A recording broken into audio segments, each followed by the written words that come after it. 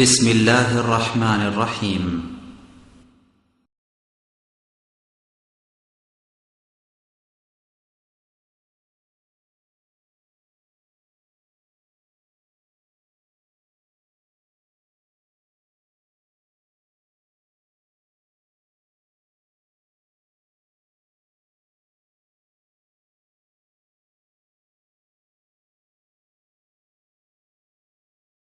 আসসালামু আলাইকুম।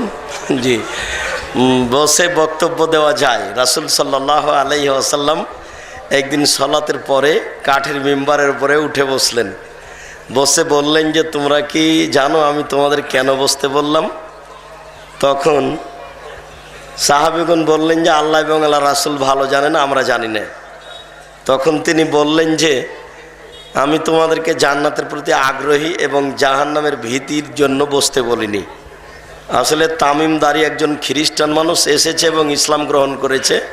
সে দাজ্জাল সম্পর্কে কাহিনী বলছে, সে কাহিনী তোমাদেরকে শোনাবো, এই জন্য আমি তোমাদেরকে বসতে বললাম। তখন তিনি বসে কাঠের মেম্বারের উপরে বসে বক্তব্য দিচ্ছিলেন। আলোচনা বসে হবে, এটা ভালো লাগে আর আমাকে, এই জন্য বসে বলছি, মনে কিছু নিয়ে আসে। আসসালামু আলাইকুম ওয়া রাহমাতুল্লাহ। ইন্নাল হামদালিল্লাহ নাহমাদুহু ওয়া নাস্তাঈনুহু মান ইয়াহদিহিল্লাহু ফালা মুযিল্লা লাহু ওয়া মান ইউযলিল ফালা হাদিয়া লাহু ওয়া আশহাদু আল্লা ইলাহা ইল্লাল্লাহু ওয়াহদাহু লা শারীকা লাহু ওয়া আশহাদু আন্না মুহাম্মাদান আবদুহু ওয়া রাসূলুহু। আম্মা বা'দ, ফাউযু বিল্লাহি মিনাশ শাইতানির রাজীম। রব্বি ইন্নী যালামতু নাফসি ফাগফিরলি।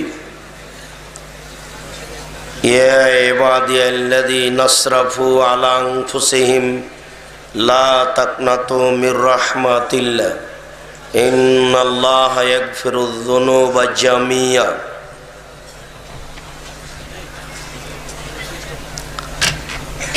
عن انس رضي الله تعالى عنه قال قال رسول الله صلى الله عليه وسلم كل بني آدم خطاء خير الخطائين التوابون رواه أبو داود النسائي والترمذي وابن ماجه بسند صحيح.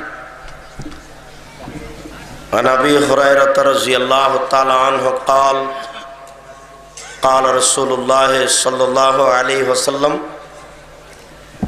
يا أيها الذين آمنوا توبوا إلى الله فإني أتوب إلى الله في اليوم 100 مرة رواه البخاري ومسلم. عن أبي ذر رضي الله تعالى عنه قال قال رسول الله صلى الله عليه وسلم قال الله تعالى يا عبدي يا عبادي أنكم تخطئون في الليل والنهار وأنا أغفر الذنوب جميعا فاستغفروني أغفر لكم رواه মুসলিম। সম্মানিত উপস্থিতি, প্রশংসা আল্লাহর জন্য, শান্তি অবতীর্ণ হোক আল্লাহর রাসূলের উপর সাল্লাল্লাহু আলাইহি ওয়াসাল্লাম। আজকের আমাদের এই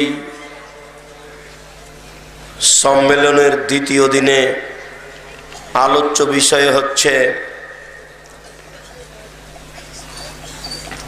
তওবা ও ইস্তেগফার।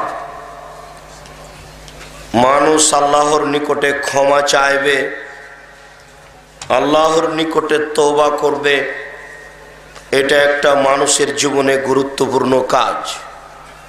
যেহেতু মানুষ মাত্রই ভুলের মধ্যে, পাপের মধ্যে, কাজেই মানুষের জীবনে একটা বড় কাজ হচ্ছে আল্লাহর দরবারে ক্ষমা চাওয়া।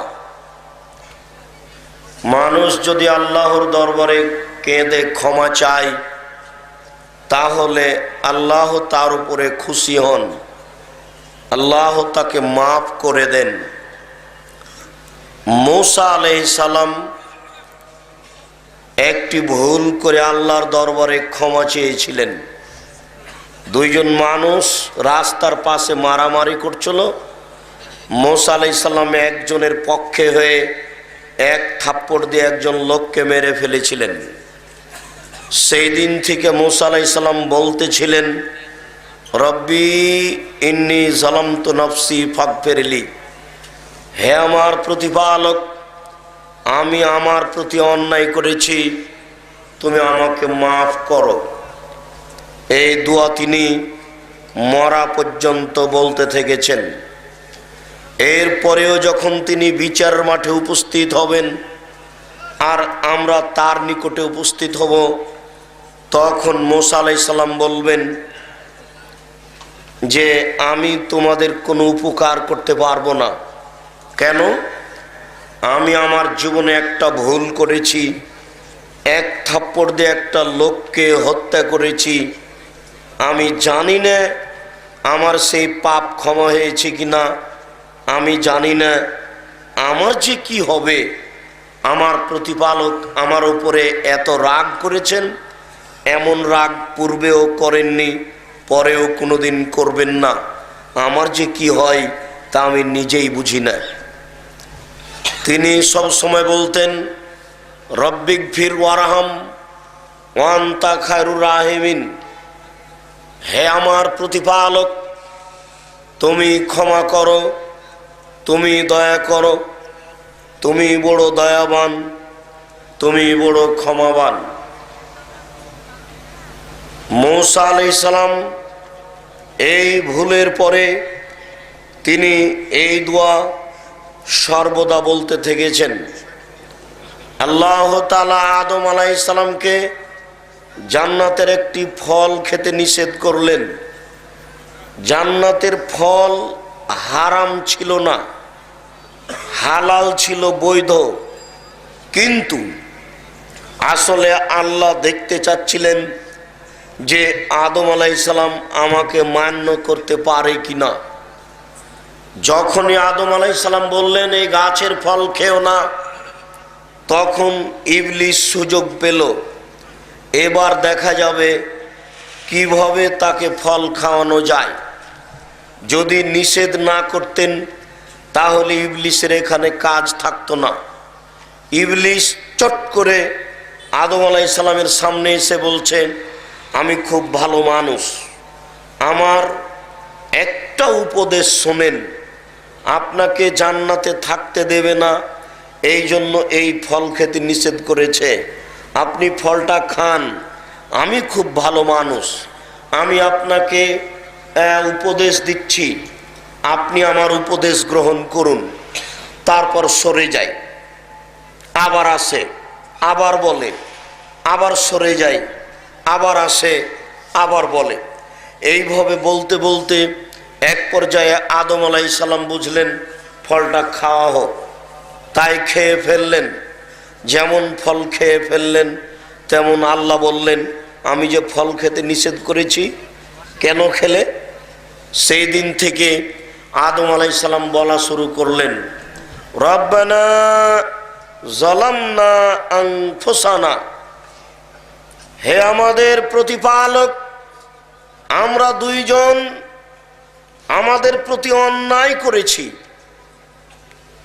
হে আমাদের প্রতিপালক, আমরা স্বামী স্ত্রী, আমরা দুইজন আমাদের প্রতি অন্যায় করেছি। রব্বানা যালামনা আনফুসানা ওয়া ইল্লাম তাগফির লানা ওয়া তারহামনা, আপনি যদি আমাদের দুইজনকে ক্ষমা না করেন, যদি আমাদের দুইজনের প্রতি দয়া না করেন, যদি আপনি আমাদের দুইজনকে ক্ষমা না করেন, যদি আপনি আমাদের দুইজনের প্রতি দয়া না করেন, লানাকুনান্না মিনাল খাসিরিন, তাহলে আমরা ক্ষতিগ্রস্ত পাপীদের অন্তর্ভুক্ত হয়ে যাব। এই দোয়া আদম আলাইহিস সালাম মরা পর্যন্ত বলেছেন। আপনি পাপ করার পরে ক্ষমা তো চান না, আর চাইলেও মনে করেন যে এতদিন পর্যন্ত ক্ষমা হলো না, আর কত দোয়া চাইব, আর কত ক্ষমা চাইব। বিচারের মাঠে যখন আমরা আদম আলাইহিস সালামের কাছে উপস্থিত হব, আমরা উপস্থিত হয়ে বলবো ইন্নাকা আদম আবুন নাস, আপনি হচ্ছেন আদম, আপনি হচ্ছেন মানুষের পিতা। কাদ খালাকাকাল্লাহু বিয়াদিহি, আল্লাহ আপনাকে নিজ হাতে সৃষ্টি করেছেন। ওয়াসকানাকা জান্নাতাহু, আল্লাহ আপনাকে নিজের জান্নাতে রেখেছেন। ওয়াসাদালাকা মালায়েকাতাহু, ফেরেশতা দিয়ে আপনাকে সিজদা করিয়ে নিয়েছেন। আপনি বড় সম্মানী মানুষ, আমরা বড় বিপদে, আপনি একটু আমাদের বিপদ থেকে উদ্ধার করবেন কি? আপনি বড় সম্মানী মানুষ, আপনি একটু আমাদের জন্য আল্লাহকে বলেন, আমরা যে আটকা পড়েছি আমাদের কি হবে? তখন আদম আলাইহিস সালাম বলবেন, শোনো, আল্লাহ আমাকে বলেছিলেন ফল খেও না, এরপরে আমি ফল খেয়ে ফেলেছি, ওই যে ভুল করেছি সেই ভুল আমার ক্ষমা হয়েছে কিনা আমি নিজেই জানি না। আমার প্রতিপালক আমার প্রতি রাগ করেছেন, যে রাগ করেছেন এই রাগ পূর্বে কোনোদিন করেননি, ভবিষ্যতেও কোনোদিন করবেন না। আমার যে কি হয় আমি তা নিজেই বুঝি না, আমি তোমাদের জন্য কোনো উপকার করতে পারবো না। আদম আলাইহিস সালাম এই দোয়া বলতে থেকেছেন মরা পর্যন্ত। তবে অত্র ঘটনার সাথে একটা মিথ্যে ইতিহাস জড়িয়ে আছে, সেটা হচ্ছে এই, আদম আলাইহিস সালাম 300 বছর আল্লাহ দরবারে ক্ষমা চাইলেন, এরপরে বুঝলেন তার পাপ ক্ষমা হলো না। কি করে বুঝলেন পাপ ক্ষমা হলো না? এটা একটা তার উপরে মিথ্যা অপবাদ।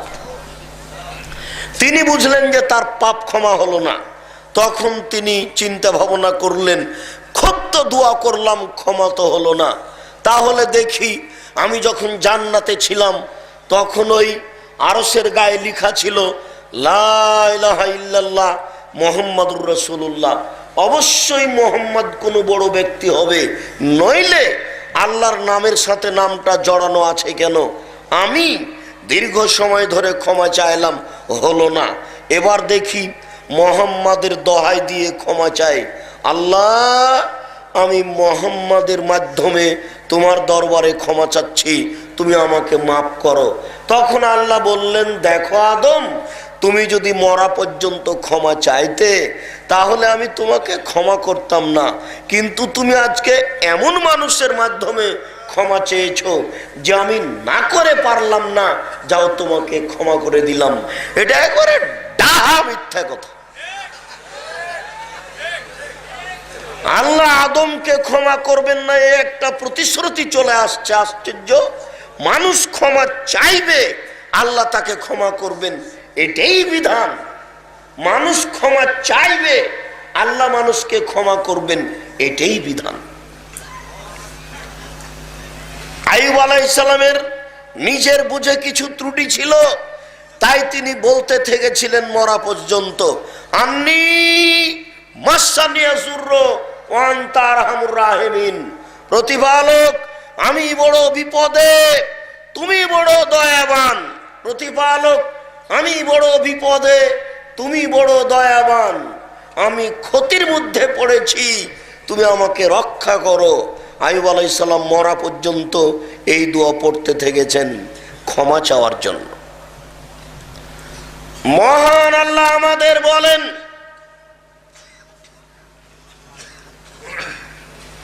হে আমার বান্দা, লা তাকনাতু মির রাহমাতিল্লাহ, তোমরা আল্লাহর রহমত থেকে নিরাশা হয়ো না। ইন্নাল্লাহা ইয়াগফিরুয যুনুবা জামিয়া, নিশ্চয় আল্লাহ তাআলা মানুষের সব পাপকে ক্ষমা করে দেন। মানুষকে ক্ষমা করাই তার কাজ। তার অনেক নাম রয়েছে, তার একটি নাম হচ্ছে গাফফার। তিনি খুব বেশি বেশি ক্ষমা করেন, তাই তিনি বলছেন, ইয়া ইবাদিয়াল্লাযীনা আসরাফু আলা আনফুসিহিম, হে আমার বান্দা যারা নিজের প্রতি অত্যাচার করেছো, অন্যায় করেছো, পাপী নিজের প্রতি অত্যাচার করে। নিজের প্রতি অত্যাচার করে কিভাবে? পাপের ফল তাকেই ভোগ করতে হবে, এই জন্য সে নিজের প্রতি অত্যাচার করেছে। মহান আল্লাহ বলেন, হে আমার বান্দা, যারা তোমরা নিজের প্রতি অত্যাচার করেছো, তোমরা নিরাশা হয়ো না, আমি তোমাদের সমস্ত পাপ ক্ষমা করে দিব। মহান আল্লাহ বলেন, ফালাম আন্নাহু লা ইলাহা ইল্লাল্লাহ, এই বিদ্যা অর্জন করো যে আল্লাহ ছাড়া কোনো মাবুদ নেই। এই বিদ্যা অর্জন করো যে আল্লাহ ছাড়া কোনো মাবুদ নেই। এটা জেনে নেওয়ার পরে ওয়াস্তাগফির লিযামবিক, তুমি তোমার পাপের জন্য আল্লাহর দরবারে ক্ষমা চাও। আল্লাহ ক্ষমা করার জন্য প্রতীক্ষমান রয়েছেন। যারা ক্ষমা চায় তাদের প্রতি আল্লাহ খুশি হন। এই ছেলেরা, তোমরা দায়িত্ব পালন করো না কি? এখনো কিছু মানুষ চলাচল করতে দেখতে পাওয়া যাচ্ছে। যারা আপনারা রাস্তাঘাটে আছেন, দোকানপাটে আছেন, ঘুমন্ত অবস্থায় আছেন, সকল দিনই ভাই ও বোনকে চলাচল বন্ধ করে, কথাবার্তা বন্ধ করে, ক্রয় বিক্রয় লেনদেন বন্ধ করে, ঘুম বন্ধ করে গুরুত্বপূর্ণ আলোচনা শোনার জন্য জোরালোভাবে অনুরোধ করা হচ্ছে। নিজ নিজ কর্ম ত্যাগ করে, ব্যস্ততা ত্যাগ করে, চলাচল বন্ধ করে গুরুত্বপূর্ণ আলোচনা শোনার জন্য চেষ্টা করুন। আবু হুরায়রা রাদিয়াল্লাহু তাআলা আনহু বলেন, রাসূল সাল্লাল্লাহু আলাইহি ওয়াসাল্লাম বলেছেন, ইন্না আবদান, যখন কোনো মানুষ আজনাবা জামবান, কোনো পাপ করে, ইন্না আবদান, যখন কোনো মানুষ আজনামা জামবান, কোনো পাপ করে, এরপরে বলে রব্বি আজনাবতু ফাগফিরলি, হে আমার প্রতিপালক, আমি পাপ করেছি, তুমি আমাকে ক্ষমা করো। মানুষ যখন এ কথা বলে, কাল আল্লাহ তাআলা, তখন আল্লাহ তাআলা বলেন, আলেমা আব্দি, আমার দাসী কি জানে আন্না লাহু রাব্বুন, যে তার একজন প্রতিপালক রয়েছেন। আন্না লাহু রাব্বান, তার জন্য তার একজন প্রতিপালক রয়েছেন। আমার দাসী কি জানে যে তার একজন প্রতিপালক রয়েছেন। ইগফিরুয যামবা, যিনি পাপকে ক্ষমা করতে পারেন, ওয়ায়াখযু বিহি, যিনি শাস্তি দিতে পারেন। আমার দাসী কি জানে যে তার একজন প্রতিপালক রয়েছেন, যিনি ক্ষমা করতে পারেন, যিনি শাস্তি দিতে পারেন। যদি জেনে শুনে আমাকে বলে থাকে কাদ গাফারতু লাহু, আমি তাকে মাফ করে দিলাম। সুমা মাকাশা মাশা আল্লাহ তাআলা, এরপরে ওই দাসী থাকলো, থাকে দিন যায়, থাকে দিন যায়, থাকে দিন যায়, ফাজনাবা জামবান, হঠাৎ আবার পাপ করে বসলো। পাপ করার পরে বলল, রব্বি, হে আমার প্রতিপালক, আজনাবতু, আমি পাপ করেছি, ফাগফিরহুলি, তুমি আমার ওই পাপ ক্ষমা করে দাও। তখন আল্লাহ তাআলা বলেন, কার আল্লাহ তাআলা? আল্লাহ তাআলা বলেন, আলেমা আব্দি, আমার দাসী কি জানে আন্না লাহু রাব্বান, তার একজন প্রতিপালক রয়েছেন, ইগফিরুয যামবা, যিনি পাপ ক্ষমা করতে পারেন, ওয়ায়াখযু বিহি, যিনি শাস্তি দিতে পারেন। জেনে শুনে কি বলছে? যদি জেনে শুনে বলে থাকে কাদ গাফারতু লাহু, আমি তাকে মাফ করে দিলাম। সুমা মাকাশা মাশা আল্লাহ তাআলা, এরপরে থাকে দিন যায়, থাকে দিন যায়, রাত্রি যায়, থাকে দিন যায়, রাত্রি যায়, ফাজনাবা জামবান, আবার কোনোদিন পাপ করে বসলো। পাপ করার পরে বলে, রব্বি, হে আমার প্রতিপালক, আজনাবতু, আমি পাপ করেছি, ফাগফিরহুলি, তুমি আমার ওই পাপ ক্ষমা করে দাও। তখন আল্লাহ তাআলা বলেন, আলেমা আব্দি, আমার দাসী কি জানে আন্না লাহু রাব্বান, তার একজন প্রতিপালক রয়েছেন, ইগফিরুয যামবা, যিনি ক্ষমা করতে পারেন, ওয়ায়াখযু বিহি, যিনি শাস্তি দিতে পারেন। যদি জেনে শুনে বলে আমি ক্ষমা করতে পারি, এটা যদি জেনে শুনে বলে, আমি শাস্তি দিতে পারি, এটা যদি জেনে শুনে বলে, কাদ গাফারতু লাহু, আমি তাকে মাফ করে দিলাম। আমি এইভাবে তাকে মাফ করতে থাকবো যতদিন পর্যন্ত আমাকে জেনে শুনে বলবে। তার জীবনে যদি শতবার এরকম ঘটে যায়, শতবার যদি আমাকে বলে, আমি তাকে শতবার ক্ষমা করব। দেশবাসী, পৃথিবীর মানুষ, রাসূলের এই বাক্য দ্বারা উল্টা কিছু বুঝবেন না যে তাহলে মানুষ পাপ করতে থাকবে, ক্ষমা চাইতে থাকবে, তাহলে পাপ করুক আর ক্ষমা করুক। এটা মূলত বলা উদ্দেশ্য নয়। এটা মূলত বলা উদ্দেশ্য যে আল্লাহর বড় দয়া, আপনি নিরাশা হয়েন না। আল্লাহর বড় দয়া, আপনি নিরাশা হয়েন না। আল্লাহর বড় দয়া, আপনি নিরাশা হয়েন না। এটা মূলত আল্লাহ তাআলা দেখাতে চাচ্ছেন।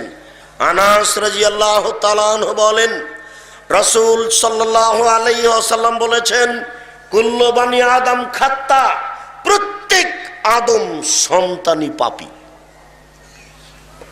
আদম সন্তান পাপ করে না এরকম কোন মানুষ পৃথিবীতে নেই। আল্লাহর নবী বলেছেন, আত্তাকিও আন্নাকিও, পরহেজগার সেই ব্যক্তি যার ভিতরে চারটে জিনিস নেই। আল্লাহর নবী বলেছেন, পরহেজগার সেই ব্যক্তি যার ভিতরে চারটে জিনিস নেই। এক, লাইসমা ফিহে, পাপ নেই। পাপ নেই এমন মানুষ পৃথিবীতেই নেই। তাহলে আল্লাহ রাসূল বললেন যে পাপ নেই। পাপ নেই মানে পাপ হলেই ক্ষমা চাই, এই ব্যক্তির পাপ নেই। ওয়ালা বাগিয়ে, যার সীমা লঙ্ঘন নেই। চারটে জিনিস নেই যার, সেই হলো পরহেজগার। এক, পাপ নেই যার, মানে পাপ হলেই ক্ষমা চাই। দুই, ওয়ালা বাগিয়ে, সীমা লঙ্ঘন নেই যার। বড় সীমা লঙ্ঘন, তার বাড়িটাই দখল করে নিলেন জোর করে। ছোট সীমা লঙ্ঘন, মরিচ কিনছিলেন, দাঁড়িপাল্লা হয়ে গেছে, 100 মরিচ নেবেন, একটা মরিচ হাতে আছে, এই মরিচটা কোথায় রাখবেন? যদি আপনার পাল্লায় রাখেন তাহলে আপনি সীমা লঙ্ঘনকারী, যদি আপনার ব্যাগে রাখেন আপনি সীমা লঙ্ঘনকারী। এই মরিচটা ওই লোকের ডালিতে তার পাল্লায় রেখে দিতে হবে, আপনি নিজের ভিতরে নিতে পাবেন না। যদি নেন তাহলে এটাও হবে সীমা লঙ্ঘন। তিন, ওয়ালা গিল্লা, আমানতের খিয়ানত নেই যার, সেই হলো পরহেজগার। চার, ওয়ালা হাসাদা, হিংসা নেই যার, সেই হলো পরহেজগার। চারটে জিনিস নেই যার, সেই হলো পরহেজগার। চারটে জিনিস নেই যার, সেই হলো পরহেজগার। এক, পাপ নেই যার। দুই, সীমালঙ্ঘন নেই যার। তিন, আমানতের খেয়ানত নেই যার। চার, হিংসা নেই যার। অত্র হাদিসে একটি বাক্য রয়েছে, পাপ নেই যার। পাপ নেই কার? পাপ সবার আছে। তাহলে আল্লাহ রাসূল বলছেন, আদম সন্তান প্রত্যেকেই পাপী। পাপ নেই যার, কিভাবে তাহলে হলো? পাপ হলে ক্ষমা চাই, এই ব্যক্তির পাপ নেই। আল্লাহর নবী বলছেন, খায়রুল খাত্তাইনাত তাওয়াবুন, সবচেয়ে ভালো পাপী হচ্ছে ওই ব্যক্তি যে ব্যক্তি পাপ করে ক্ষমা চায়। তো পাপী তো সবাই, ভালো কে? পাপী তো সবাই, ভালো কে? বিভিন্ন দিক দিয়ে মানুষ পাপ করে। কেউ জেনা করে, কেউ চুরি করে, কেউ ডাকাতি করে, কেউ গীবত করে, কেউ বদনাম করে, কেউ পরনিন্দা করে, নানান ভাবে মানুষ পাপ করে। মানুষের পাপের অসংখ্য পথ। যেমন আপনি এমনিতে বড় পাপী, এই যে প্যান্টটা টাকনুর নিচে রেখেছেন, আপনি একজন মহা পাপী, অথচ এতে আপনার কোনো নাই, ইচ্ছা নেই। ইচ্ছা নেই মানে এটা যে পাপ, এটা আমি করছি, এটা আপনি বুঝেন না, এটা আপনার একটা গতি। অথচ এটা এত বড় পাপ, এটা এত বড় পাপ, এটা এত বড় পাপ, যাদের সাথে আল্লাহ কিয়ামতের মাঠে কথাই বলবেন না। আল্লাহর নবী বলছেন ইন্না লিল্লাহি মিআ রাহমা, আল্লাহর নিকটে ছিল 100টি দয়া, আল্লাহর নিকটে ছিল 100টি দয়া। আনজালা মিনহা রাহমাতান ওয়াহিদা, তার একটি দয়া আল্লাহ মানুষের মাঝে, জিনের মাঝে, পশু প্রাণীর মাঝে ভাগ করে দিয়েছেন। একটি দয়ার ভাগ পেয়ে মানুষ তার মেয়েকে আদর করে চুমা খায়, একটি দয়ার ভাগ পেয়ে মানুষ তার ছেলেকে আব্বু বলে ডাকে, একটি দয়ার ভাগ পেয়ে গাভী তার বাচ্চাকে জিভা দিয়ে চাটে, একটি দয়ার ভাগ পেয়ে মুরগি তার বাচ্চাকে আদর করে ডাকে, একটি দয়ার ভাগ পেয়ে বাঘ তার বাচ্চাকে আদর করে ডাকে, একটি দয়ার ভাগ পেয়ে সাপ তার বাচ্চাকে আদর করে ডাকে। আল্লাহ তাআলা 99টি দয়া নিজের কাছে রেখেছেন। ইয়ারহামু বিহা আলা ইবাদিহি ইয়াউমাল কিয়ামা, এই 99টা দয়া দিয়ে আল্লাহ বিচারের মাঠে তার বান্দাকে ক্ষমা করবেন। এর পরেও 3 শ্রেণীর মানুষের সাথে কথা বলবেন না, তারা কত বড় পাপী। তার এক শ্রেণীর মানুষ হচ্ছে টাকনুর নিচে পায়জামার লুঙ্গি পরে যারা। মানুষ বিভিন্ন ভাবে পাপ করে, তার একটা পাপ যেটা মানুষ সহজেই করে, কিছুই মনে করে না, আল মুসবিল আল মান্নান, দ্বিতীয় পাপটা মানুষ কিছুই মনে করে না, সেটা একটা স্বাভাবিক। সেটা কি? খোঁটা দেওয়া। রাজশাহী চাঁপাই নবাবগঞ্জের ভাষাতে অন্যা দেওয়া, তুলনা দেওয়া, খোঁটা দেওয়া। বুঝতে পারলেন কি না? একটা মানুষকে 10,000 টাকা কর্জ দিয়েছেন, তারপরে একটা কাজ করতে বলেছেন, করেনি, চট করে বলে ফেললেন যে 10,000 টাকা কালকে দিলাম, এই উপকারটা ভুলে গেলে। একই বলা হয় তুলনা দেওয়া। আপনি এটাকে কিছুই মনে করেন না, চট করে বলে ফেললেন, অথচ এটা এত বড় পাপ যে বিচারের মাঠে আল্লাহ আপনার সাথে কথা বলবেন না। আর তৃতীয় পাপ হচ্ছে আল মুনাফিকু সিলাতাহু বিল হালাফিল কাযিব, মিথ্যা কথায় ব্যবসা করা। প্রায় মানুষই মিথ্যা কথায় ব্যবসা করে, প্রায় মানুষই বলে যে আল্লাহর কসম এই কাপড়টা এত টাকাতে কিনা আছে, এমনিতেই বলে ফেলছে। মিথ্যা কথায় ব্যবসা করে যারা, তাদের সাথে আল্লাহ কথা বলবেন না। শুনুন, রাসূল সাল্লাল্লাহু আলাইহি ওয়াসাল্লাম বলেন, কুল্লু বানি আদম খাত্তা, আদম সন্তানের প্রত্যেকেই পাপী। খায়রুল খাত্তাইনা তাওয়াবুন, সবচেয়ে ভালো পাপী ওই যে ব্যক্তি পাপ করে ক্ষমা চায়। সবাই পাপী, তাহলে ভালো কে? যেই ব্যক্তি আল্লাহর দরবারে ক্ষমা চায়, বারবার বলে আস্তাগফিরুল্লাহ ওয়া আতুবু ইলাইহি, আস্তাগফিরুল্লাহ ওয়া আতুবু ইলাইহি, আস্তাগফিরুল্লাহ ওয়া আতুবু ইলাইহি।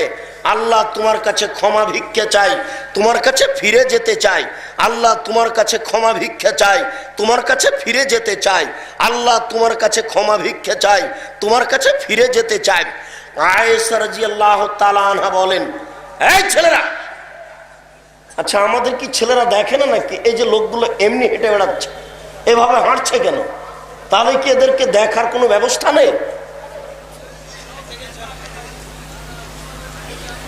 আয়েশা রাদিয়াল্লাহু তাআলা আনহা বলেন, ইন্নাল আবদা ইযা তারাফা সুম্মা তাবা তাবাল্লাহু আলাইহি, যখন কোন মানুষ তার পাপকে স্বীকার করে মেনে নেয়, যখন কোন মানুষ আল্লাহর দরবারে তার পাপকে স্বীকার করে মেনে নেয়, ও তাবা, তারপরে তওবা করে।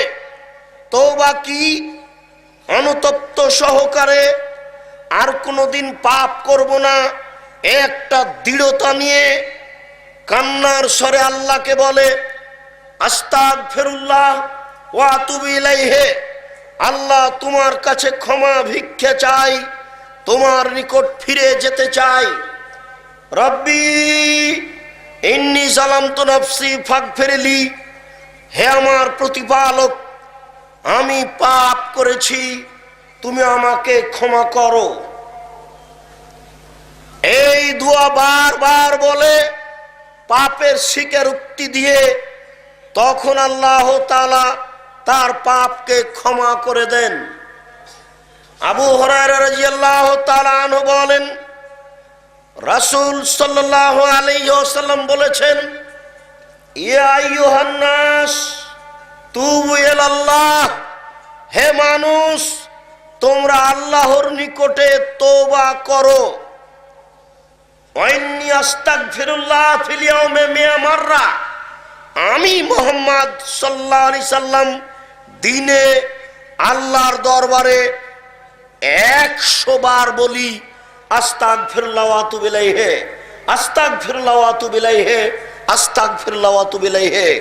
অফি রিওয়ায়াতিন, অন্য এক বর্ণনা রয়েছে, আমি বলি আস্তাগফিরুল্লাহ ওয়া আতুবু ইলাইহি আকসারা মিন 70 মাররা, 70 বারেরও বেশি। আমি মুহাম্মদ সাল্লাল্লাহু আলাইহি সাল্লাম দিনে এই বাক্যটি 70 বারেরও বেশি বলি। অন্য এক বর্ণনায় তিনি বলছেন, আমি এই বাক্যটি দিনে 100 বার বলি আস্তাগফিরুল্লাহ ওয়া আতুবু ইলাইহি, আস্তাগফিরুল্লাহ ওয়া আতুবু ইলাইহি। 100 বার 70 বার এটা মূলত হিসাব নয়, যার যত সম্ভব, যে যত পারে সেই তত আল্লাহর দরবারে বলবে আস্তাগফিরুল্লাহ ওয়া আতুবু ইলাইহি। আবু যার গিফারি রাদিয়াল্লাহু তাআলা আনহু বলেন, রাসূল সাল্লাল্লাহু আলাইহি ওয়াসাল্লাম বলেছেন, কাল আল্লাহ তাআলা, আল্লাহ তাআলা বলেন, ইয়া ইবাদি, হে আমার দাস দাসী পৃথিবীর মানুষ, ইন্নাকুম তুখতিউনা, তোমরা পাপ করো, ফিল লাইলি ওয়ান নাহারে, রাত দিন।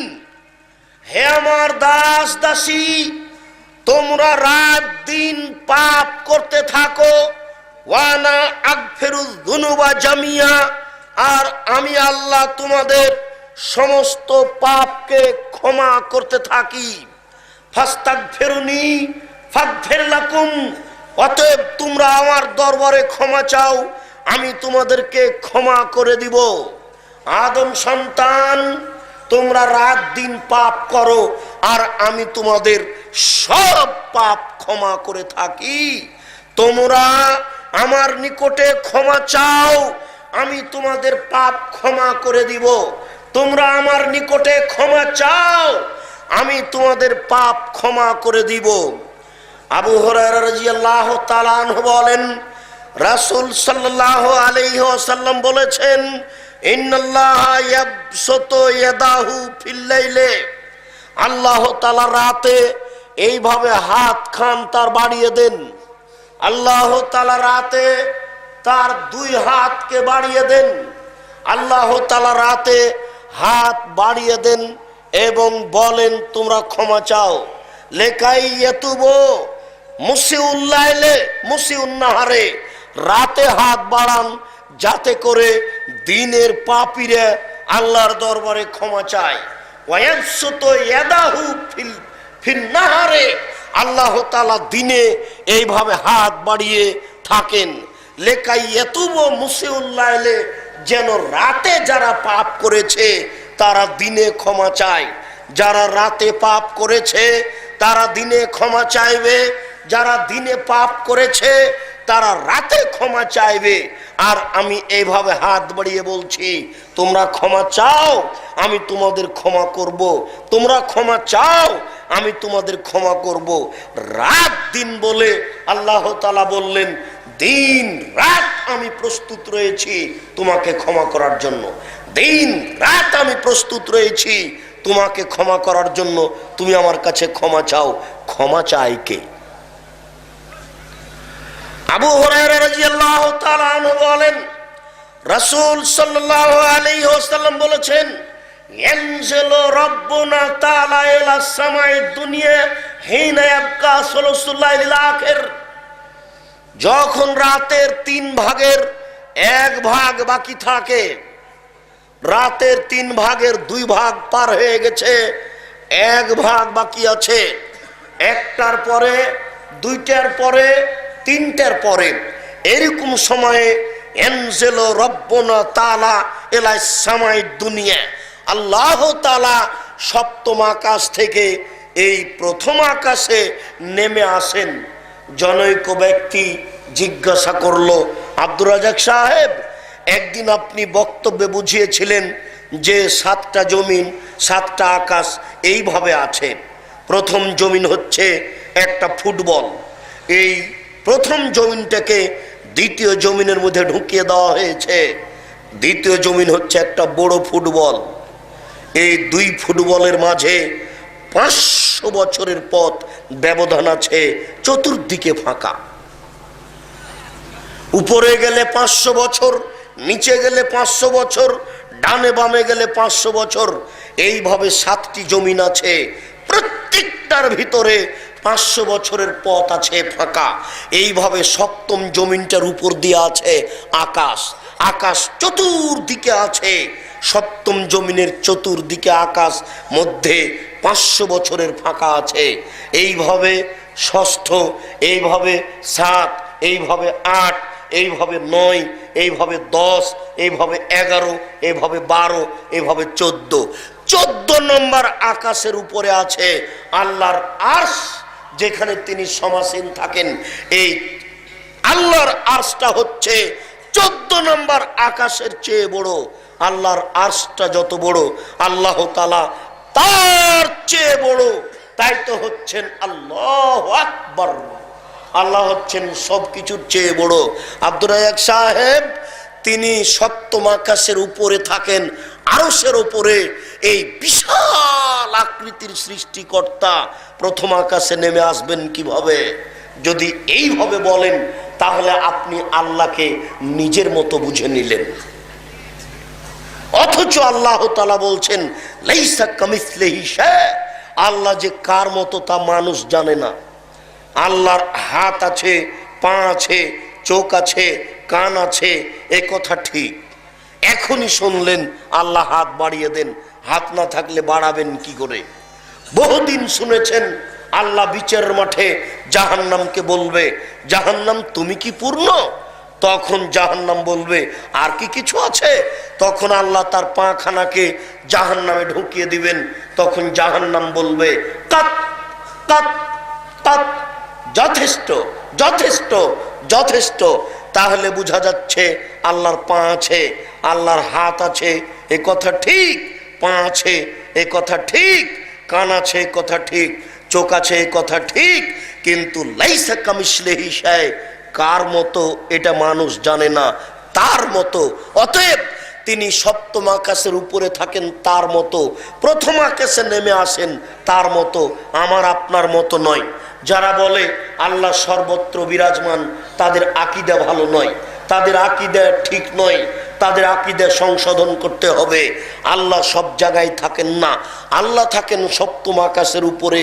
সবাই বলে যখন তখন যে যাই করো উপরওয়ালা জানছে, তাহলে তারও ধারণা আল্লাহ উপরে আছেন। শুনুন, আল্লাহ তাআলা প্রত্যেক রাতের শেষে যখন 3 ভাগের 2 ভাগ পার হয়ে যায়, ওই সময়ে তিনি 7ম আকাশ থেকে প্রথম আকাশে নেমে আসেন। নেমে এসে বলেন মায়াদুনি ফাস্তাজিবা লাহু, কে আমাকে ডাকে আমি তার ডাকে সাড়া দিব। মায়াস্তাগফিরুনি ফাগফির লাহু, মায়াসালুনি ফাউতিয়াহু, কে আমার কাছে কিছু চাই, যে যা চাই আমি তাকে তাই দিয়ে দিব। মায়াস্তাগফিরুনি ফাগফির লাহু, কে আমার কাছে ক্ষমা ভিক্ষা চাই আমি তাকে ক্ষমা করে দিব। আল্লাহ তাআলা 7ম আকাশ থেকে প্রথম আকাশে নেমে এসে ফজর পর্যন্ত এইভাবে চিৎকার করতে থাকেন, আদম সন্তান কে আমাকে ডাকে আমি তার ডাকে সাড়া দিব। কে আমার কাছে কিছু চাই, যে যা চাই আমি তাকে তাই দিয়ে দিব। কে আমার কাছে ক্ষমা চাই আমি তাকে ক্ষমা করে দিব। দুঃখজনক হলেও সত্য, আদম সন্তান বড় নিমুখ হারাম। টিভিটা বন্ধ করেছে রাত 2টায়, ঘুম থেকে উঠে রাত সকাল 8টায়। কত তার নোংরা নীতি! এই জন্য আল্লাহ রাসূল বলেছেন এশার সলাতের পরে ঘুমিয়ে যেতে হবে। এশার সলাতের পরে ঘুমিয়ে গিয়ে রাত 2টায় 3টায় উঠে আল্লাহকে ডাকতে হবে, বলতে হবে রব্বি ইন্নী যালামতু নাফসি ফাগফিরলি, হে আমার প্রতিপালক আমি ভুল করেছি, তুমি আমাকে মাফ করো। রব্বিক ফিরলি ওয়ালে ওয়ালে দাইয়া, হে আল্লাহ তুমি আমাকে মাফ করো, আমার বাপ মাকে মাফ করো। রব্বানা আতিনা ফিদ দুনিয়া হাসানাতাও ওয়া ফিল আখিরাতি হাসানা ওয়া কিনা আযাবান নার। হে আল্লাহ তুমি আমাকে ইহকালে কল্যাণ দাও, পরকালে কল্যাণ দাও, তুমি জাহান্নাম থেকে বাঁচাও। আল্লাহুম্মা গফির লি আবি ওয়ারফা দারজাতাহু ফিল মাহাদিন ওয়াবসালাহু ফি কবরিহি ওয়া নাব্বিরলাহু ফিহি। আল্লাহ তুমি আমার বাপকে ক্ষমা করো, তাকে উচ্চ মর্যাদা দান করো, তুমি তার কবরকে প্রশস্ত করো, তুমি তার কবরকে আলোকিত করো। এই রাতে উঠে, 2টায় উঠে, 3টায় উঠে আল্লাহর দরবারে 2 রাকাত সালাত আদায় করে বারবার বলতে থাকেন নিজের জন্য, ছেলে মেয়ের জন্য, রব্বির হামহুমা কামা রব্বায়ানি সাগীরা। হে আমার প্রতিপালক, তুমি আমার বাপ মাকে দেখো ওইভাবে যেভাবে আমাকে বাল্য অবস্থায় দেখেছিল।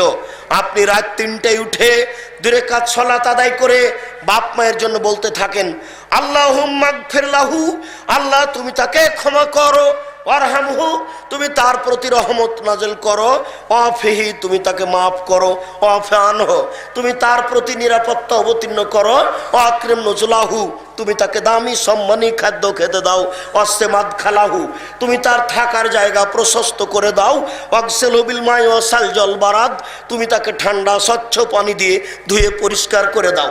কামানা কাইতা সবল আবেজমিনা দানাস যেমন ভাবে সাদা কাপড়কে ময়লা থেকে ধুয়ে পরিষ্কার করা হয়। ওয়াবদিলহু দারান খায়রান মিন দারিহি আল্লাহ দুনিয়াতে যেই বাড়ি ছিল তার চেয়ে সুন্দর বাড়ি দাও। আহলান খায়রান মিন আহলিহি আমার বাপের দুনিয়াতে যেই পরিবার ছিল তার চেয়ে সুন্দর পরিবার দাও। ওয়াজাওজান খায়রান মিন জাওজিহি দুনিয়াতে যেই স্ত্রী ছিল তার চেয়ে সুন্দর স্ত্রী দাও। অদখিলহুল জান্নাহ তুমি তাকে জান্নাতে প্রবেশ করাও। ওয়াইজহু মিন আযাবিল কবর তুমি তাকে কবরের শাস্তি থেকে বাঁচাও। ওয়া মিন আযাবিন নার তুমি তাকে জাহান্নামের শাস্তি থেকে বাঁচাও। আল্লাহুম্মা গফির লি হাইয়িনা আল্লাহ যারা আমাদের জীবিত তাদের তুমি ক্ষমা করে দাও। অমাইয়েতে না যারা আমাদের মারা গেছে তাদের তুমি ক্ষমা করে দাও। ও শাহেদে না যারা জানাজায় উপস্থিত হতে পারেনি তাদের তুমি ক্ষমা, যারা জানাজায় উপস্থিত হয়েছে তাদের তুমি ক্ষমা করে দাও। ও গায়েবে না যারা জানাজায় উপস্থিত হতে পারেনি তাদের তুমি ক্ষমা করে দাও। ও সাগিরে না যারা আমাদের ছোট তাদের তুমি ক্ষমা করে দাও। ও কাবিরে না যারা আমাদের বড় তাদের তুমি ক্ষমা করে দাও। ও দাকারে না যারা আমাদের পুরুষ তাদের তুমি ক্ষমা করে দাও। ওয়ানসানা যারা আমাদের মহিলা তাদের তুমি ক্ষমা করে দাও। এইভাবে আপনি দোয়া পড়তে থাকেন।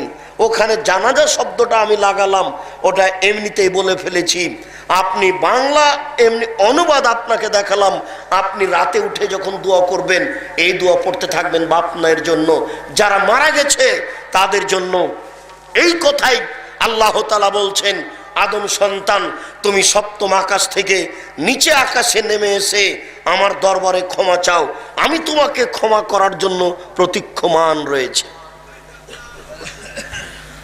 আবু হুরায়রা রাদিয়াল্লাহু তাআলা আনহু বলেন রাসূল সাল্লাল্লাহু আলাইহি ওয়াসাল্লাম বলেছেন লাল্লাহু আসাদ্দু ফারহান মিন তাওবাতি আবদিহি হিনা ইয়াতুবু মিন আহাদিকুম নিশ্চয় আল্লাহ তাআলা কোন ব্যক্তি যখন আল্লাহর দরবারে তওবা করে তখন তার উপরে খুশি হয়ে যান ওই ব্যক্তির চেয়ে। শুনুন, নিশ্চয় আল্লাহ তাআলা কোন ব্যক্তি যখন তওবা করে তার উপরে খুশি হয়ে যান ওই ব্যক্তির চেয়ে। নিশ্চয় আল্লাহ তাআলা কোন ব্যক্তি যখন তওবা করে তার উপরে খুশি হয়ে যান ওই ব্যক্তির চেয়ে। কোন ব্যক্তি? কানা আলা রাহেলাতিহি ফি আরজিন ফালাত যে ব্যক্তি ছিল তার আরোহীর ওপরে একটা বিশাল ফাঁকা জায়গায়, তার সওয়ারির উপরে ছিল একটা বড় ফাঁকা জায়গায়। ফান ফালাতাত মিনহু হঠাৎ করে তার ওই সওয়ারিতে, তার ওই বাহনটা তার থেকে পালিয়ে গেল। ওয়ালাইহা তামহু ওয়া শারাবহু ওই বাহনের উপরে ছিল তার খাদ্য, তার পানি। সে চিন্তা করলো এখন আমি পায়ে হেঁটে যেতে পারবো না আমার বাড়ি, 10 দিন লাগবে যেতে, কথার কথা। 10 দিন আমি না খেয়ে বাঁচবো না। 15 দিন লাগবে যেতে, কথার কথা। 15 দিন তো আমি না খেয়ে বাঁচবো না। এমন একটা ফাঁকা জায়গায় রয়েছি যে আমি এখন না খেয়ে বাড়ি পর্যন্ত পৌঁছিতে পারবো না, খাদ্য আর পানি উটের উপরে আছে, খাদ্য এবং পানি বাহনের উপরে আছে, সে বাহন পালিয়ে গেছে, আমার এখন বাঁচার পথ কি? ফা আয়েসা মিনহা, সেই ব্যক্তি বাহন থেকে গেল, উট থেকে নিরাশা হয়ে গেল। ফা আতা সাজারাতান, সে একটা গাছের পাশে আসলো। ফাস্তাজা ফিজিল্লেহা, সেই গাছের ছায়ার নিচে শুয়ে গেল।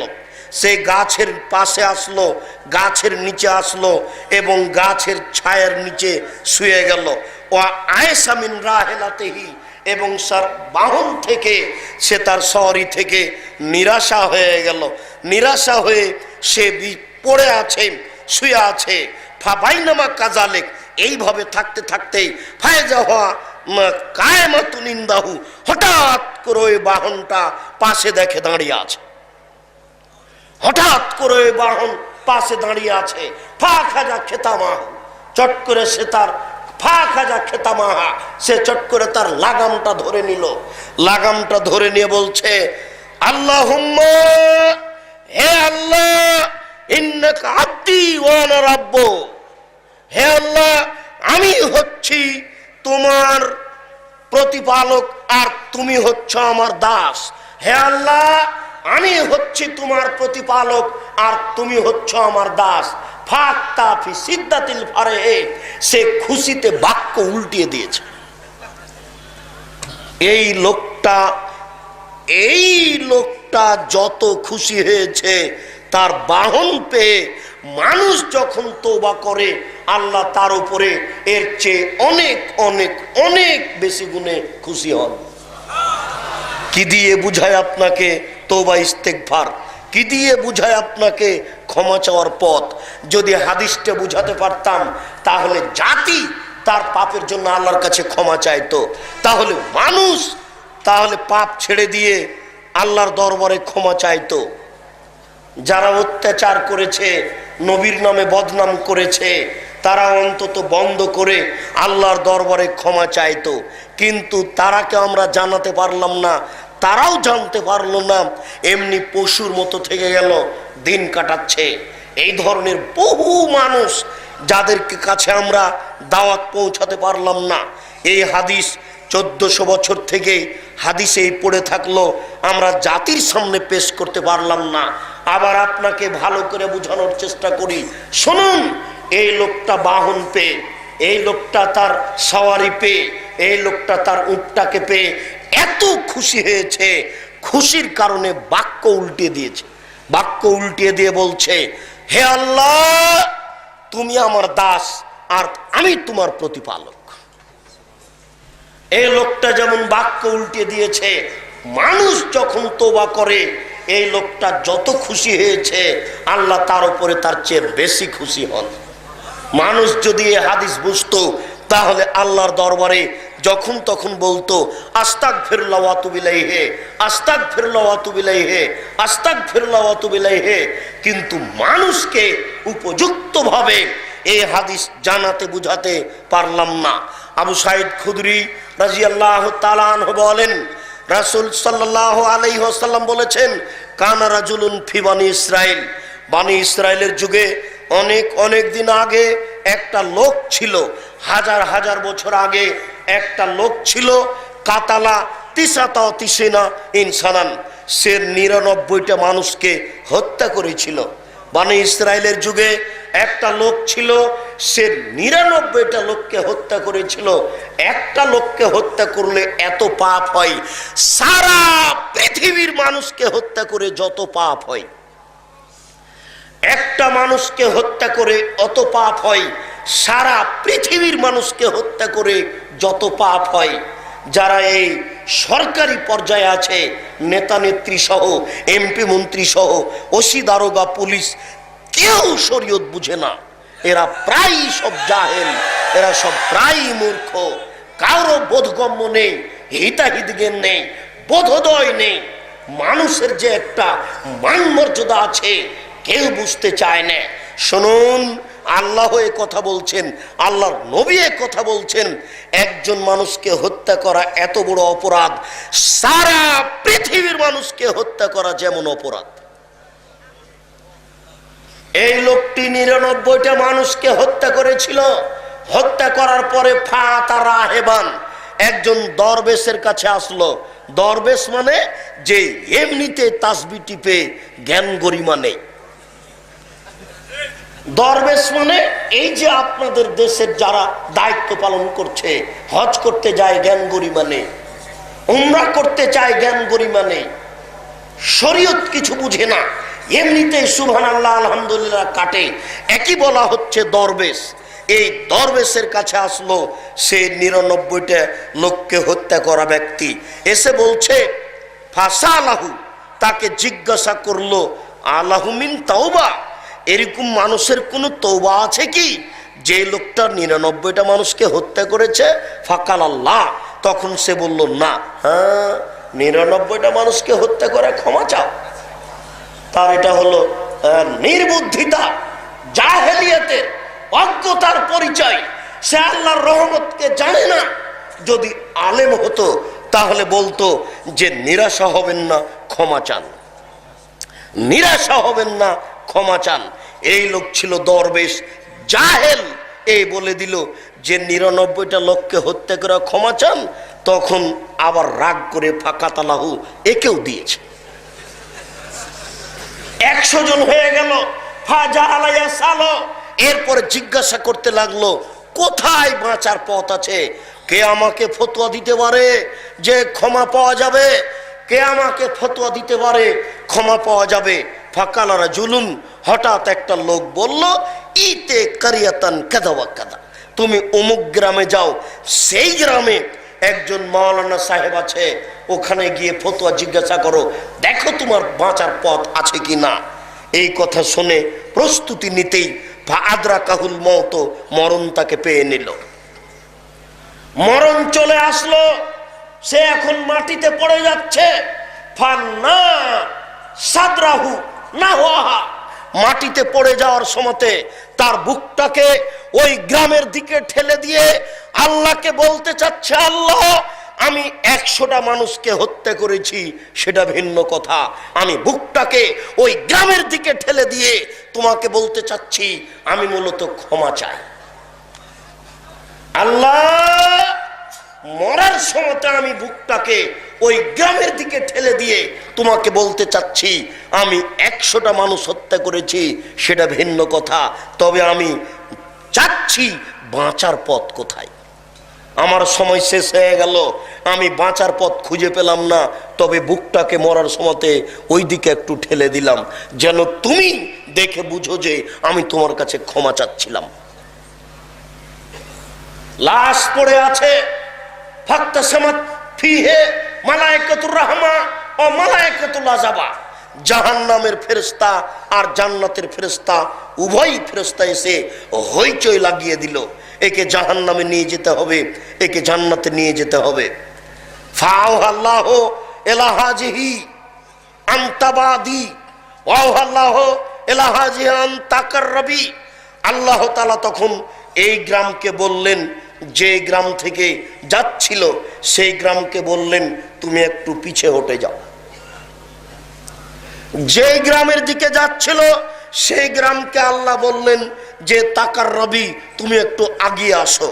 এরপরে আল্লাহ তাআলা বললেন কিসমা বাইনাহুমা, এবার তোমরা মাপো তো, দেখো তো কত দূর গেছে আর কত দূর আছে। ফেরেশতা কিন্তু জানেন না যে ঘটনা আল্লাহ এরূপ করছেন। আল্লাহ ফেরেশতাকে মাপতে লাগিয়ে দিয়েছেন। এরপরে আল্লাহ বলছেন গ্রাম যেটা থেকে যাচ্ছিল পিছে সরে দাও, গ্রাম যেই দিকে যাচ্ছিল তুমি আগিয়ে আসো। জড় বস্তু কথা শুনে আদম সন্তান বড় নিমুখ হারাম, কথা শুনে না। জড় বস্তু কথা শুনে আদম সন্তান বড় নিমুখ হারাম, কথা শুনে না। ইব্রাহিম আলাইহিস সালাম ছেলেকে ছুরি দিয়ে জবাই করছেন, ছুরির নিচে লোহা লাগিয়ে দেওয়া হয়েছে, এ কথা মিথ্যে। ইব্রাহিম আলাইহিস সালাম যখন ছুরি দিয়ে ছেলেকে জবে করছিলেন, তখন আল্লাহ ছুরিকে বলে দিয়েছেন, ছুরি তুমি কাজ করো না। মরা পর্যন্ত ইব্রাহিম আলাইহিস সালাম যদি ছুরি চালাতে থাকেন, ছুরি কাজ করবে না। স্বৈরাচারী শাসক যখন ইব্রাহিম আলাইহিস সালামকে আগুনে ফেলে দিল, তখন আল্লাহ তাআলা বললেন, এই আগুন শীতল হও। ইব্রাহিম আলাইহিস সালাম যদি কিয়ামত পর্যন্ত আগুনে থেকে যান, আগুন ইব্রাহিম আলাইহিস সালামের কিছু করবে না। জড় বস্তু কথা শুনে, আদম সন্তান বড় নিমুখ হারাম কথা শুনে না, বুঝতে চায় না, মানতে চায় না। জড় বস্তু যে কথা শুনে, একাধিক সহিহ হাদিস, আরো একটু আশরাফ রাজুলুন ফি বানি ইসরাইল আলা নাফসিহি, বানি ইসরাইলের একটা লোক তার আত্মার প্রতি অত্যাচার করেছিল, খুব বেশি পাপ করেছিল। বেশি পাপ করার কারণে ফাওসাবানিহে, সে তার ছেলেদেরকে উপদেশ দিয়ে বলেছিল, আমার ছেলেরা শোনো, যখন তোমাদের পিতা মারা যাবে, তখন তোমরা তাকে আগুন দিয়ে জ্বালিয়ে ছাই করে অর্ধেক ছাই মাটিতে ফেলে দিও, অর্ধেক ছাই পানিতে ফেলে দিও। লাইন কাদারাল্লাহু আলাইহি লাইয়াযিবহু আযাবান শাদীদা লাইয়াযিবু আহাদান ফিল আলাম। তোমার বাপকে যদি আল্লাহ ধরতে পারেন, এই লোককে আমাকে যদি আল্লাহ ধরতে পারেন, এত শাস্তি দিবেন, পৃথিবীর কোন মানুষকে আল্লাহ এত শাস্তি দিবেন না। সে লোকের ধারণায় সে নিজে সবচেয়ে বড় পাপী, সে লোকের ধারণায় সে নিজে সবচেয়ে বড় পাপী। তাই তার ছেলেদেরকে বলল, শোনো, এই যা মাতা, যখন তোমাদের পিতা মারা যাবে, ফাহাররিকুহু, তোমরা তাকে আগুন দিয়ে জ্বালিয়ে দাও। ফাজরু নিসফাহু ফিল বাররি ওয়া নিসফাহু ফিল বাহরি, অর্ধেক ছাই পানিতে ফেলে দাও, অর্ধেক ছাই মাটিতে ফেলে দাও। এ যা মাতা ফাফালু মা মারাহুম। বাপ যখন মারা গেল, ছেলেরা তাই করলো, বাপকে আগুন দিয়ে জ্বালিয়ে ছাই করে অর্ধেক ছাই পানিতে ফেলে দিল, অর্ধেক ছাই মাটিতে ফেলে দিল। ফামারাল্লাহুল বাহরা ফাজামা বিমা ফিহি ওয়ামারাল্লাহুল বাররা ফাজামা বিমা ফিহি। আল্লাহ তখন সাগরকে, পানিকে বললেন, পানি ছাইগুলি জমা করে দাও। আল্লাহ তখন মাটিকে বললেন, মাটি ছাইগুলি জমা করে দাও। এবার মাটি আর পানি ছাইগুলি জমা করে দিল। এ দেখেন, জড় বস্তু কথা শুনে, আদম সন্তান কথা শুনে না। আজকে আমি বলছি, আজকে থেকে আপনি রাতে উঠতে শিখুন, রাত 2টায় 3টায় উঠতে শিখুন, আল্লাহর দরবারে ক্ষমা চান। আপনি এই কথার দাম দিবেন না, মূল্যায়ন করবেন না। আদম সন্তান কথা মানে না। আদম সন্তান আল্লাহর কাছে কান্নাকাটি করা প্রয়োজন মনে করে না। আল্লাহ তাআলা আদেশ করলেন, ছাইকে পানি এবং মাটি জমা করে দিল। যখন জমা করে দিল, আল্লাহ তাআলা তাকে আবার মানুষ তৈরি করলেন, রেডি করলেন। রেডি করার পরে বললেন, লেমা ফালতা হাজা, এই তুমি তোমার ছেলেকে এইভাবে আদেশ করেছিলে কেন? তুমি তোমার ছেলেকে এইভাবে আগুন জ্বালিয়ে ছাই করে মাটিতে আর পানিতে ফেলে দিতে বলেছিলে কেন? তখন লোকটা আল্লাহর সামনে বলবে, মিন খাসিয়াতেকা, তোমার ভয়ে করেছি, ওয়ান তাআলাম, তুমি ভালো জানো। আমি এই কাজ তোমার ভয়ে করেছি, তুমি ভালো জানো। তখন আল্লাহ তাআলা তাকে বলবেন, যাও, কাদ গাফারতু লাকা, আমি তোমাকে মাফ করে দিলাম। যেহেতু তুমি আমার ভয়ে করেছো, তাই আমি তোমাকে মাফ করে দিলাম। বলছিলাম, সেই লোকটি 99টা মানুষকে হত্যা করার পরে শেষ পর্যন্ত এইরূপ হয়ে গেল। আল্লাহ তাআলা ফেরেশতাকে বললেন যে, তোমরা এবার মাপো, দেখো তো লোকটা কত দূর গেছে আর কত দূর সামনে বাকি আছে। মেপে দেখা গেল ফাওয়াজেদা ইলা হাজিহি আকরাবা বিশিবরিন, অর্ধ হাত বেশি চলে গেছে। যে গ্রাম থেকে যাচ্ছিল আর যেই গ্রামে যাচ্ছিল, এতে ব্যবধানে দেখা গেছে যে অর্ধ হাত বেশি চলে গেছে। তখন আল্লাহ তাআলা ফেরেশতার সামনে বললেন, কাদ গোফের লাহু, তাকে মাফ করা হলো, সে যাবে জান্নাতে, তাকে জাহান্নামে নিয়ে যেতে হবে না।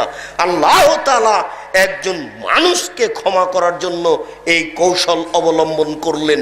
যে লোকটা মরার সময়তে বুকটাকে ওই গ্রামের দিকে ঠেলে দিয়ে আল্লাহকে বলতে চেয়েছিল, আল্লাহ আমি পাপ করেছি সেটা ভিন্ন কথা, তবে আমি আসলে তোমার কাছে ক্ষমা চাচ্ছি, আমি ক্ষমার সুযোগ করতে পারলাম না, এইভাবে আমি দুনিয়া থেকে বিদায় নিলাম। আল্লাহ তাআলা তাকে এইভাবে ক্ষমা করে দিলেন। দেখুন, আপনি আজ থেকে, এখন থেকেই আল্লাহর দরবারে ক্ষমা চাওয়ার একটা প্রস্তুতি গ্রহণ করুন। আল্লাহ আপনাকে ক্ষমা করে দিবেন, আপনি সেই সুযোগ, সেই পরিস্থিতি পেয়ে যাবেন। বলছিলাম, সাদ্দাদ ইবনে আউস ইবনে সাদ্দাদ রাদিয়াল্লাহু তাআলা আনহু বলেন, রাসূল সাল্লাল্লাহু আলাইহি সাল্লাম বলেছেন, সাইয়্যিদুল ইস্তিগফার, একুল আব্দ, ক্ষমা চাওয়ার জগতে সবচেয়ে গুরুত্বপূর্ণ দোয়া, ক্ষমা চাওয়ার জগতে সবচেয়ে দামি দোয়া, ক্ষমা চাওয়ার সর্দার, ক্ষমা চাওয়ার জগতে সবচেয়ে গুরুত্বপূর্ণ দামি দোয়া আল্লাহ রাসূল বলছেন যে বান্দা বলে সেটা হচ্ছে এই, আল্লাহুম্মা আনতা রব্বি, হে আল্লাহ তুমি আমার প্রতিপালক, লা ইলাহা ইল্লা আনতা, তুমি ছাড়া কোনো মাবুদ নেই, খালাক্তানি, তুমি আমাকে সৃষ্টি করেছো, ওয়া আনা আবদুক, আমি হচ্ছি তোমার দাস, ওয়া আনা আলা আহাদিক, আমি তোমার অঙ্গীকারের উপরে রয়েছি, ওয়াদাকা মাস্তাতাতু, আমি এই ওয়াদা, এই অঙ্গীকার সম্ভবপর বহাল রাখার চেষ্টা করব। আউযু বিকা মিন শাররি মা সানাতু, আমার জীবনে যত অন্যায় করেছি সব অন্যায়ের জন্য আমি তোমার কাছে আশ্রয় চাচ্ছি, তোমার কাছে আমি বাঁচতে চাচ্ছি, অন্যায় থেকে তোমার কাছে আমি ভিক্ষা চাচ্ছি, তুমি আমাকে রক্ষা করো। আবু আলাকা বিনিআমাতিকা আলাইয়া, তুমি আমার উপরে যত অনুগ্রহ করেছো এটা আমি স্বীকার করছি, অর্থ সম্পদ দিয়েছো আমি এটা স্বীকার করছি, আবু বিজাম্বিক, আমি আমার পাপকে স্বীকার করছি, ফাগফিরলি, হে আল্লাহ তুমি আমাকে ক্ষমা করো, ইন্নাহু লা ইয়াগফিরু যুনুবা ইল্লা আনতা, নিশ্চয় তুমি ছাড়া পাপ কেউ ক্ষমা করতে পারে না, নিশ্চয় তুমি ছাড়া পাপ কেউ ক্ষমা করতে পারে না, নিশ্চয় তুমি ছাড়া পাপ কেউ ক্ষমা করতে পারে না। অতএব এই পরিস্থিতিতে তোমার দরবারে ক্ষমা চাচ্ছি, দয়া করে তুমি আমাকে ক্ষমা করো। আবু হুরায়রা রাদিয়াল্লাহু তাআলা আনহু বলেন, রাসূল সাল্লাল্লাহু আলাইহি সাল্লাম বলেছেন, যখন কোনো বান্দা বলে আস্তাগফিরুল্লাহাল্লাযী লা ইলাহা ইল্লা হুয়াল হাইয়ুল কাইয়ুম আতুবু ইলাইহি, আস্তাগফিরুল্লাহাল্লাযী, আমি ওই সত্তার কাছে ক্ষমা চাচ্ছি যিনি ছাড়া কোনো মাবুদ নাই, তিনি হচ্ছেন চিরঞ্জীবী, তিনি হচ্ছেন চিরস্থায়ী। এই বলে যখন মানুষ ক্ষমা চায় তখন আল্লাহ তার পাপকে ক্ষমা করে দেন। সে যুদ্ধের মাঠ থেকে পালিয়ে গেলেও সে ক্ষমা চায়। শুনুন সম্মানিত উপস্থিতি, নিরাশার কিছু নেই। আনাস রাদিয়াল্লাহু তাআলা আনহু বলেন, রাসূল সাল্লাল্লাহু আলাইহি সাল্লাম বলেছেন, আল্লাহ তাআলা বলেন, ইবনে আদম, হে আদম সন্তান, আল্লাহ তাআলা বলেন, ইবনে আদম, হে আদম সন্তান, মা দাওয়াতানি ও রাজাউতানি, যতক্ষণ পর্যন্ত তুমি আমার কাছে ক্ষমা চাও এবং আশা রাখো, তুমি যতক্ষণ পর্যন্ত আমার কাছে ক্ষমা চাও এবং আশা রাখো, ফাস্তাগফিরুনি, তুমি আমার কাছে ক্ষমা চাও, গাফারতু লাকা, আমি তোমাকে ক্ষমা করে দিলাম, ওমা উবালি, আমি পরোয়া করি না তুমি কত বড় পাপী, তুমি আমার কাছে ক্ষমা চাও, আমি তোমাকে ক্ষমা করে দিব, আমি পরোয়া করি না তুমি কত বড় পাপী, তুমি আমার কাছে ক্ষমা চাও, তোমাকে ক্ষমা করে দিব, আমি পরোয়া করি না তুমি কত বড় পাপী। মহান আল্লাহ বলেন আরেকটি বাক্য, ইবনে আদম লাউ বালাগাত যুনুবুকা আনানাস সামায়ে, যদি তোমার পাপ বেশি হতে হতে হতে হতে আকাশ পর্যন্ত পৌঁছে যায়, যদি তোমার পাপ বেশি হতে হতে হতে হতে আকাশ পর্যন্ত পৌঁছে যায়, তারপরে যদি তুমি আমার কাছে ক্ষমা চাও, তাহলে গাফারতু লাক, আমি তোমাকে ক্ষমা করে দিব, ওয়ালা উবালি, আমি কোনো পরোয়া করি না তুমি কত বড় পাপী, আমি কোনো পরোয়া করি না তুমি কত বড় পাপী, তোমার পাপ বেশি হতে হতে যদি আকাশ পর্যন্ত পৌঁছে যায়, আমি সব পাপ ক্ষমা করে দেব। আল্লাহ তাআলা বিচারের মাঠে বলবেন হাদিসে কুদসি, ইবনে আদম লা আতাইতানি বিকুরাবিলার যে খাতায়ে সুম্মা লাকিতানি লা তুশরিক বি লা শায়ান লা আতাইতুকা বিকুরাবিহা মাগফিরা, হে আদম সন্তান শুনে রাখো, আজকে বিচারের মাঠে যদি আকাশ জমিন পরিমাণ পাপ নিয়ে উপস্থিত হও, হে আদম সন্তান, আজ যদি বিচারের মাঠে আকাশ জমিন পরিমাণ পাপ নিয়ে উপস্থিত হয়েছ, ওয়ালা তুশরিক বি শাইআ, আমার সাথে বিন্দু মাত্র শরীক করনি, তোমার শিরকের কোনো পাপ নাই, লা আতাইতুকা কুরাবিহা মাগফিরা, তো আমি এই পরিমাণ ক্ষমা নিয়ে উপস্থিত হলাম, যাও তোমাদের সব পাপ ক্ষমা করে দিলাম। সম্মানিত উপস্থিতি, বিচারের মাঠে শিরকের পাপ ক্ষমা হবে না। এছাড়া যদি আপনার ঈমান থাকে তাহলে আপনার পাপ ক্ষমা হবে। আপনি নিরাশা হবেন না, আজ থেকেই আল্লাহর দরবারে ক্ষমা চান এবং আশাবাদী হন। নিরাশা হবেন না, আল্লাহর দরবারে ক্ষমা চান, আল্লাহর দরবারে ক্ষমা চেয়ে কান্নাকাটি করে পাপকে দুনিয়া থেকেই মুছে নিয়ে বিদায় নেওয়ার চেষ্টা করেন। আল্লাহ আমাদের কবুল করুক, আল্লাহুম্মা আমিন। আল্লাহ, আমাদের যারা মারা গেছে তুমি তাদের কবরের শাস্তি মাফ করো, আমরা যারা অসুস্থ তুমি তাদের আরোগ্য দান করো, আমরা যারা বেঁচে আছি তুমি তাদেরকে তোমার রাসূলের পদ্ধতি অনুযায়ী চলার তৌফিক দান করো। এই দাবি, এই দাওয়া, এই দোয়া তোমার দরবারে রেখে আজকের সংক্ষিপ্ত আলোচনা এখানে শেষ করলাম। সুবহানাকা আল্লাহুম্মা ওয়া বিহামদিকা আশহাদু আল্লা ইলাহা ইল্লা আনতা আস্তাগফিরুকা ওয়া আতুবু ইলাইক। আসসালামু আলাইকুম ওয়া রাহমাতুল্লাহ।